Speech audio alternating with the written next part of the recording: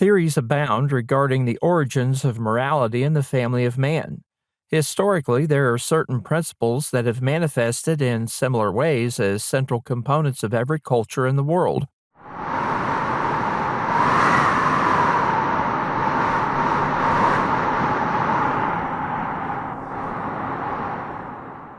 Morality and the idea of being moral is one of these. The origins of morality are unknown to those who search for clues to their ultimate beginnings and is sometimes viewed as an evolutionary development that emerges in social constructs over time. Moral laws or ideas are thought to have persisted because they worked to preserve cultural traditions, stabilizing and protecting society. Ancient cultures that lost sight of these moral principles governing the behavior of its citizenry were often at the end of their societal life cycle, and some vanish almost overnight without explanation. The rise of cultures from agrarian based societies to affluence is marked by expanded opportunities, surplus leisure time, increasing decadence, rejection of traditional values, and abandonment of previously held roles and responsibilities in various segments of the respective culture. The great empires of the past demonstrate this cycle of work, growth, wealth, and decay. As one culture passes and another replaces its dominance on the world stage, consistent patterns of moral behavior can be identified, along with sanctions and judgments against negative actions and ideas. Where did these come from? That's the question that puzzles researchers. Ideas about the Bible revolve around the most well known stories and events in the Scriptures. The Old Testament, the New Testament, the Ten Commandments, the 23rd Psalm, Job, Jesus and his miracles are fairly well known to many people, including non believers. Over the years, since the last Scriptures were recorded, social, scientific, and technological advancements have created a feeling of enlightenment, leading to consideration of the Bible as just another mythological system reflecting the ideas of its culture of origin. It's a relic of the past, and as time moves on in some areas of the world, is regarded as less accurate, less important, and less essential to our life and times. From the perspective that the Bible is an inspired record of how God created and interacted with humans over the ages, we can identify the common origins of ideas that comprise the foundations of morality. These ideas can be found in the earliest part of the biblical narrative at a time when God was known to all people. A general idea about the Bible is that it contains stories that were written and preserved by the Hebrew culture. Although the Hebrews and their descendants are responsible for the majority of the writing, we find that there are Gentiles, such as Luke, who were inspired to record portions of the Revelation. A limited perspective that the Bible is a product of Jewish culture disregards the reality contained in the book. In the beginning, there were two people who began the human race. They became a family that then populates the entire world. The Bible records the earliest times and how God exercised authority over all people.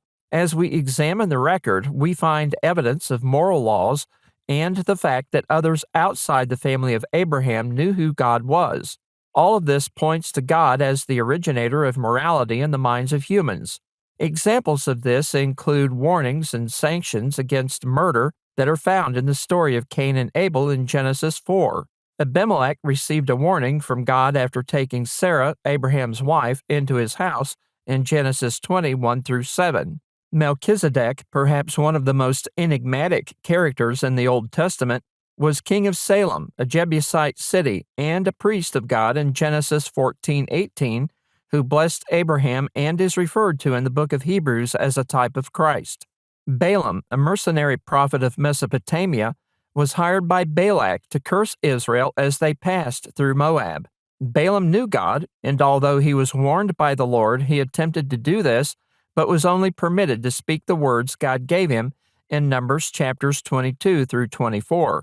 Peter states that Balaam was intent on the reward of unrighteousness in 2 Peter 2:15, and eventually paid the price of his folly in Numbers 31:8-16.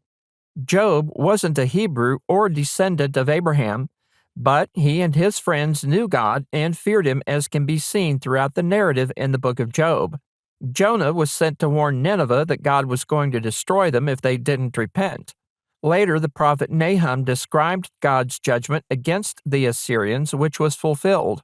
David's life was troubled after committing adultery and conspiring to have Bathsheba's husband Uriah killed in 2 Samuel chapters 11 and 12.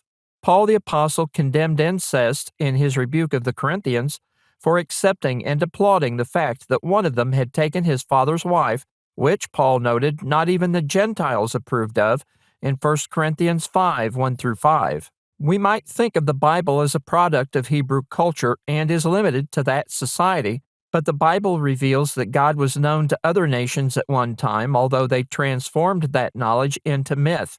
Paul speaks of the time when God revealed himself to all mankind, but people chose not to retain God in their minds in Romans 1, 20 through 25. Paul told the Athenian philosophers that God has never been far from man, and could be found by those who diligently searched for him in Acts 17:27.